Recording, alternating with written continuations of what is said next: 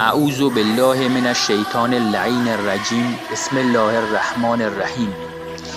امام صادق علیه السلام فرمودند هر که از یاران ما که یکی از برادران دینیش در کاری از او کمک و یاری بخواهد ولی او تا آنجا که میتواند در آن کوشش نکند، به خداوند متعال و رسولش صلی الله علیه و آله و سلم و مؤمنین خیانت کرده است.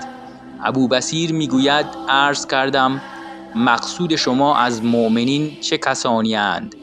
فرمودند از زمان امیرالمؤمنین علیه السلام تا آخر آنان.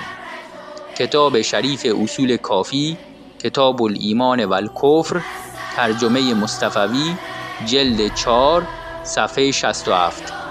بر طبق حدیث شریف بالا، آیا اگر به کمک خواستنهای مکرر علامه اللهیاری پاسخ ندهیم خائن به خداوند متعال و رسولش صلی الله علیه و آله و سلم و مؤمنین نیستیم؟